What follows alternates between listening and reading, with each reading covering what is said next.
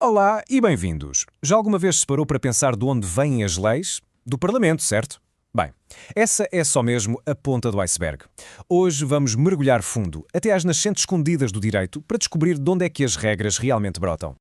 E a nossa primeira paragem é precisamente essa, a pergunta mais fundamental de todas, afinal, de onde vem o direito? A ideia de que as leis são só um conjunto de textos criados por políticos é um bocado como olhar para um rio e achar que ele é apenas a água que vemos à superfície. A verdade, como vamos ver, é muito mais profunda, complexa e, sinceramente, muito mais interessante. Para nos ajudar a entender isto, os juristas usam uma metáfora muito antiga e bonita, que já vem do pensador romano Cícero. Eles falam de fontes. A ideia é imaginarmos o direito não como uma coisa estática, parada, mas sim como um rio, e estas fontes são precisamente as nascentes de onde essa água começa a correr. E atenção, isto não é só uma forma poética de falar. Como este texto deixa claro, o conceito de fontes do direito é a base da teoria jurídica em sistemas como o nosso, o português. É como se fosse o mapa genético que nos ajuda a perceber como é que as regras nascem e evoluem. Ok, então se o direito vem de várias nascentes diferentes, como é que navegamos neste rio sem nos perdermos? Precisamos de um mapa. E os juristas, claro, criaram um, com classificações que nos vão guiar. E este mapa é absolutamente crucial, porque saber se uma regra vem, por exemplo, de um tratado internacional ou de um costume local pode mudar por completo a sua força e a forma como se aplica. Vamos espreitar as duas distinções mais importantes. Primeiro, a origem. A regra vem de dentro do país ou de fora. As fontes internas são aquelas que toda a gente conhece melhor. A Constituição, as leis do Parlamento, por aí fora. Mas hoje em dia, cada vez mais, as fontes externas, como os tratados da União Europeia, acabam por moldar o nosso direito nacional. A segunda distinção tem a ver com a intenção. Uma fonte é intencional quando alguém se senta com o propósito claro de criar uma regra. Uma lei é o exemplo perfeito.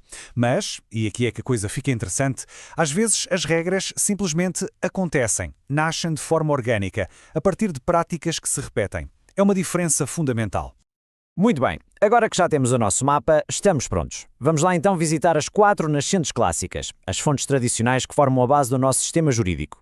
São estas as 4 grandes: a lei, o costume, a jurisprudência e a doutrina.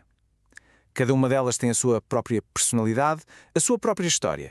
Vamos começar pela mais óbvia de todas, a lei. Esta é a fonte intencional por excelência.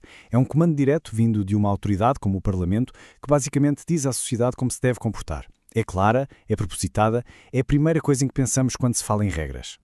E a ideia de ter uma lei escrita e suprema não é do todo uma coisa nova. Como o texto aqui aponta, esta tradição é milenar. Vem desde o direito romano e vai até ao antigo Código de Hammurabi, há quase 4.000 anos. É sem dúvida a fonte de direito com a história mais longa e formal. A seguir temos o costume. Esta é aquela fonte que nasce organicamente, como falámos há pouco.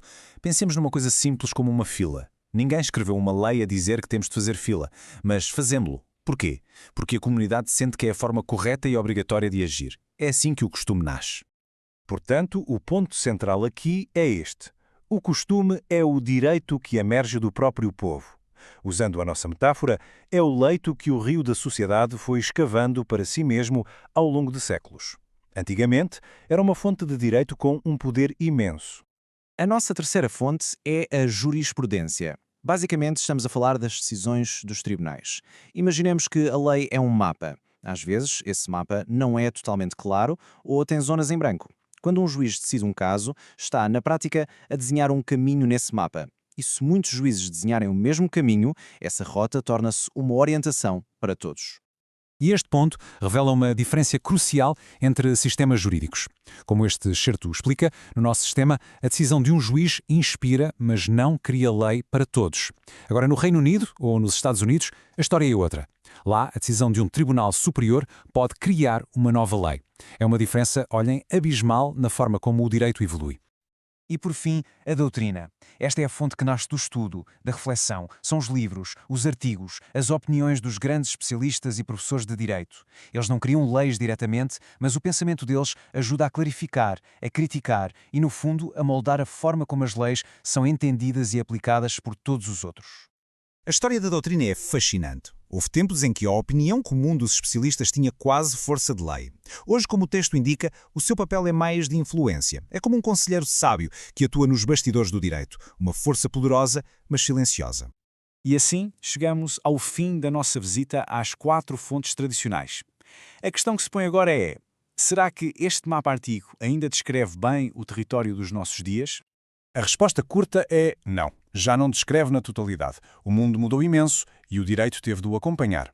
O modelo clássico das 4 fontes continua a ser a base, a fundação, mas o edifício jurídico de hoje tem muitos mais andares e divisões.